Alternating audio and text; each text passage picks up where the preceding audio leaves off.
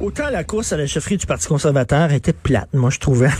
Autant celle à la chefferie du PQ est intéressante. 4 candidats de valeur, beaucoup d'idées qui sont brassées. On reçoit un des candidats, Paul Saint-Pierre Plamondon, qui est ici avocat, candidat à la chefferie du Parti québécois, qui vient de publier un livre. En fait, c'est son programme, très intéressant. Rebâtir le camp du oui chez VLB Éditeur. Il est en studio. Il est arrivé avec son masque. Paul Saint-Pierre Plamondon, bonjour. Bonjour. C'est très ambitieux, ça ratisse extrêmement large. Page 202, vous parlez de la langue nationale, la culture québécoise, le développement durable, la lutte contre les changements climatiques, le combat contre les paradis fiscaux, l'indépendance alimentaire, la relance du commerce.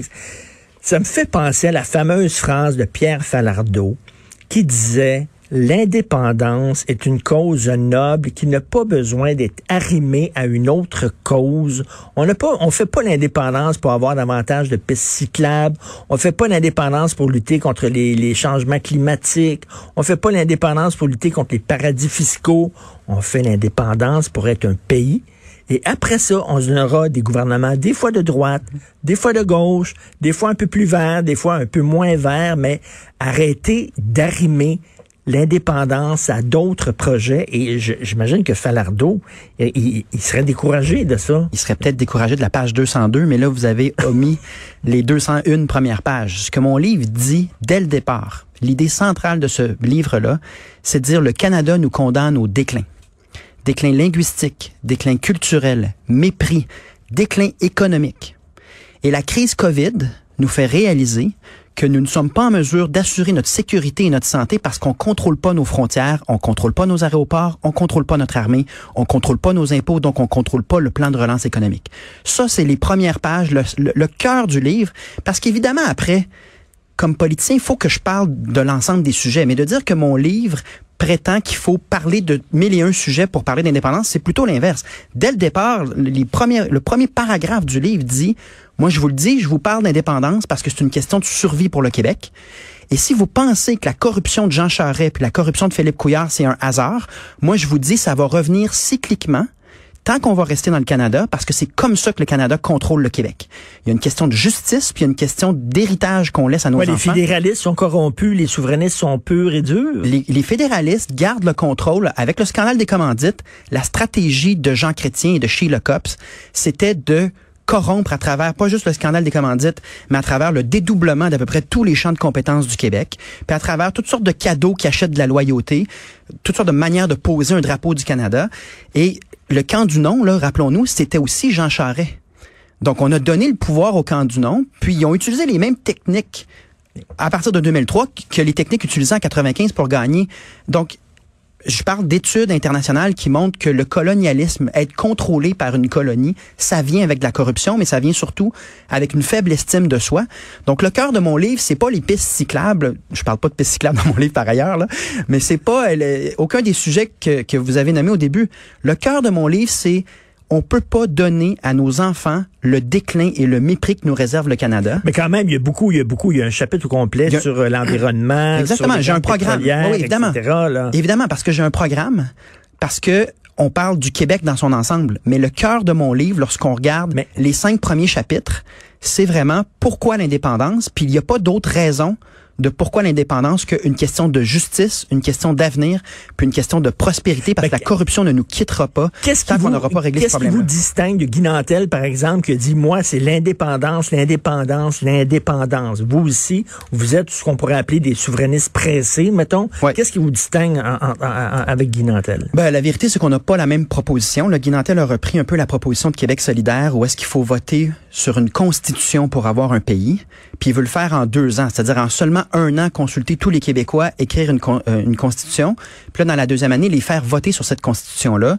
Moi, je pense que le calendrier est pas réaliste, mais surtout, faire voter les gens sur une constitution, c'est la meilleure manière de ne pas avoir de pays, parce que ça donne 1001 raisons aux gens de ne pas voter oui.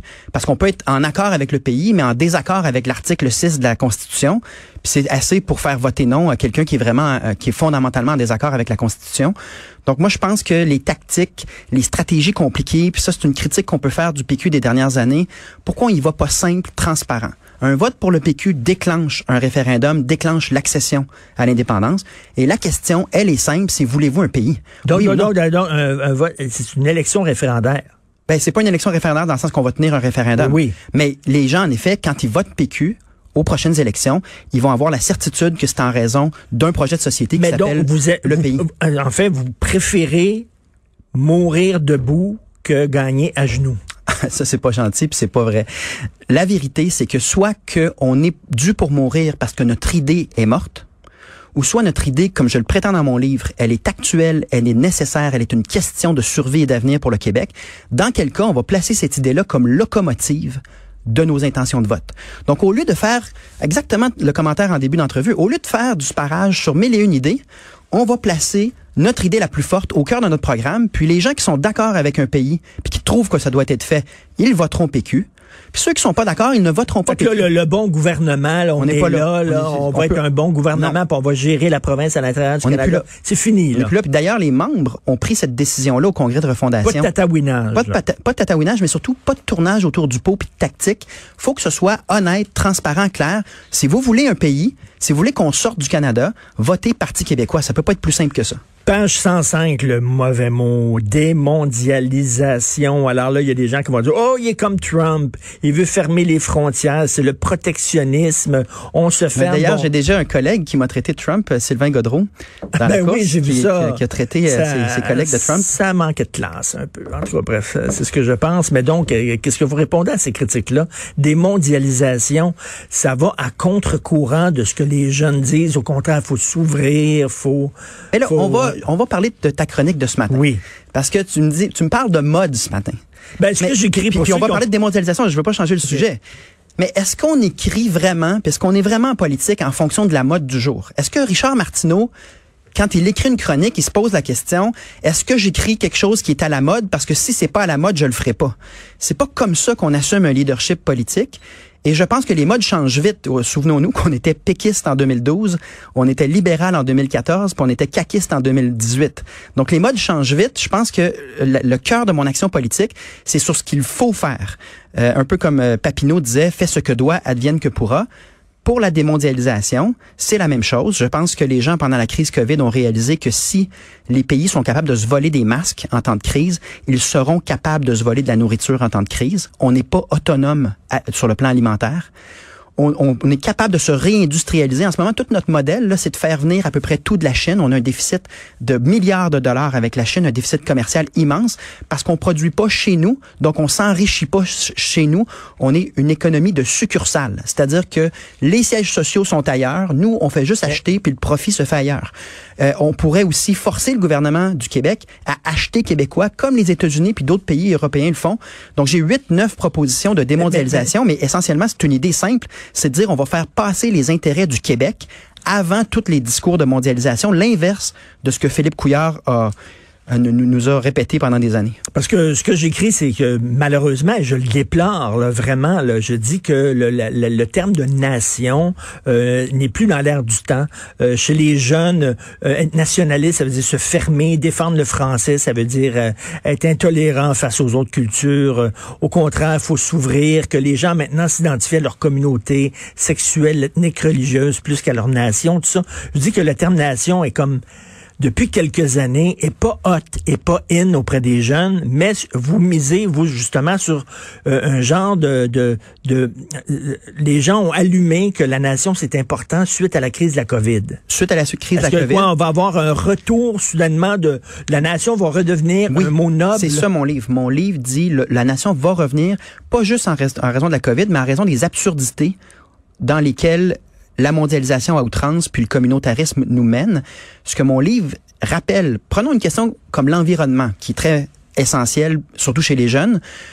Sur l'environnement, il y a des gens qui pensent que c'est un petit geste à la fois dans sa communauté qu'on va faire une différence. Il y en a d'autres qui vont dire c'est un problème mondial, donc ça va prendre une solution mondiale. Si on attend que les pays s'entendent entre eux pour agir en matière d'environnement, on attend de faire brûler la terre 3 fois, là. Le seul levier qu'on a, c'est la démocratie. Puis la démocratie, c'est national. Une démocratie, ça implique qu'on a une frontière, ça implique qu'on a un parlement et qu'on est tous dans le même bateau. Donc, je vais même plus loin dans mon livre, je dis, Pour ceux qui veulent une social-démocratie, c'est-à-dire une redistribution des ressources, ça prend du nationalisme. Parce que si on est juste individualiste, nombriliste ou communautariste, ben on n'a pas d'empathie pour ce qui se passe chez l'autre. On vote juste en fonction de nous-mêmes. D'ailleurs, vous êtes très critique sur les dérives idéologiques de l'extrême gauche, le communautarisme, justement, qu'on est fermé sur notre petite communauté, etc. Exact. Vous êtes, à un moment donné, là, vous dites, là, il faut que ça nous mène droit dans le mur. Ça nous mène à des tensions sociales et à moins de collectifs. Donc, c'est ça le paradoxe. Les groupes les plus à gauche se réclament du collectif puis de la justice sociale. Dans les faits, ils divisent les gens. Ça devient un concours de qui se pointe du doigt et on n'avance pas. Je pense qu'il faut réhabiliter le collectif et ça passe par la nation, c'est-à-dire qu'on est tous Québécois. Et évidemment, là, s'il y a un traitement qui est inégal entre certains Québécois, on va vouloir agir. Mais à la fête nationale, c'est pas normal qu'on puisse pas être tous ensemble une seule journée par année avec un drapeau puis dire, malgré nos différences idéologiques, on est tous Québécois. Mais je suis parfaitement d'accord avec vos arguments, là, parfaitement d'accord, mais comment on peut convaincre, entre autres, les jeunes qui sont pas là? Ils sont pas là, ils sont dans l'ouverture, je suis citoyen du monde, j'appartiens à ma communauté, le nationalisme est quelque chose, ça ressemble au racisme, ça ressemble au fascisme, etc. Mais je le déplore, mais c'est comme ça chez les jeunes. Comment vous allez les chercher? En étant présent et en écrivant ce livre-là. Donc, ce livre-là doit être lu le plus possible. Puis ensuite, comme chef du Parti québécois, parce que je serai un chef extra-parlementaire, je ne serai pas en commission parlementaire, je vais être sur le terrain, dans les cégeps, dans les universités, partout, à expliquer mon point de vue. Puis c'est un peu ça aussi la faiblesse du Parti québécois des dernières années. On était où dans les universités puis dans les cégeps pendant que Québec solidaire était partout à distribuer des tracts? Donc, je pense qu'il y a... Vous avez laissé le champ aux jeunes à Québec solidaire. Oui, puis c'est dommage parce que quand on regarde ce que Québec solidaire dit, ils se disent indépendantistes, mais ils veulent pas de frontières, pas de drapeau. Puis, en démocratie, ils sont très intolérants à tout point de vue différent du leur. Donc, sur le plan de la démocratie non plus. Tout ce qui est constitutif d'un pays, Québec solidaire, ne le porte pas. Donc, ça d'expliquer à ces jeunes-là en quoi l'indépendance est encore pertinente. Elle est pertinente, puis si on veut une social-démocratie, c'est pas à travers la mondialisation aveugle qu'on va y arriver, c'est en saisissant notre nation, en s'assurant qu'on est tous Québécois, puis en bâtissant une société qui est meilleure que les États-Unis. Il y a aussi beaucoup d'américanisation dans notre pensée en ce moment. Là, j'écoutais les nouvelles ce matin. On n'entend pas parler des courses conservateurs ou des courses au PQ, mais on entend parler pendant 15 minutes de tout ce qui se passe aux États-Unis, incluant le système postal, puis ce qui se passe dans chaque État américain. Il y a un moment donné, il y a une critique aussi à faire de se ressaisir le Québec, reprendre entre nos mains le Québec, recommencer à aimer le Québec. C'est aussi profond que ça. Ben, est-ce que cet été, justement, on n'a pas voyagé à l'extérieur, on s'est promené au Québec, on a découvert les îles de la Madeleine, on a redécouvert la Gaspésie. Peut-être. Il y a beaucoup de gens qui ont dit, hey, c'est le fun d'être au Québec. Ouais, mais je pense que dans le défi des prochaines années, c'est pas seulement le défi de c'est pas une mode parce que les modes, elles changent vite. C'est vraiment le défi. C'est plus qu'une mode, c'est l'air du temps. L'air du temps, c'est 10-15 ans, l'air du temps. Mais l'air du temps au Québec aussi, c'est une nation qui a pas d'estime de soi. C'est de convaincre des souverainistes, des indépendantistes comme toi. Mais qu'on est rendu, là, Paul Saint-Pierre Plamondon, on est rendu que la fête nationale du Québec, il n'y a pas de drapeau. Puis ça a pas été noté par les artistes, puis ça n'a pas été noté par les organisateurs de la fête nationale. On est rendu là. Ça fait 2 ans que Québec solidaire organise une fête nationale parallèle pour ne pas être avec tout le monde en même temps en disant que c'est pas assez inclusif. Donc diviser au nom de rassembler, là. Donc, on n'est pas capable d'être au même endroit une seule journée par année en se disant, malgré nos différences, on est tous Québécois. Mais donc, vous luttez contre des gros moulins à vent, là. Oui, sauf que dans les années 70, il y a eu des mouvements communistes et maoïstes. Puis chaque décennie a eu aussi ces moments. Puis finalement, le retour de balancier a fait son travail. Puis c'est ça le but d'écrire un livre. Hein. Je reviens au point de tantôt. On écrit parce qu'on croit à quelque chose, on pense servir un diagnostic, puis un projet d'avenir qui est vrai. Puis ensuite, ben là, c'est aux gens d'en débattre. Mais moi, je vais prendre ce livre-là, puis je vais aller me promener partout dans les universités, dans les cégeps, en disant, voici mon point de vue. Si vous avez un désaccord, parlons-en, mais parlons des faits. Parce que moi, je ne vois pas dans quel monde le Québec ne va pas se faire complètement rincer s'il demeure dans le Canada et s'il est complètement mou devant la mondialisation. Ce qu'on dit, là, vous prenez le bâton de pèlerin, oui. Vous allez faire de l'éducation. Oui. Puis les premiers que je dois convaincre, c'est les indépendantistes déçus, comme toi, Richard.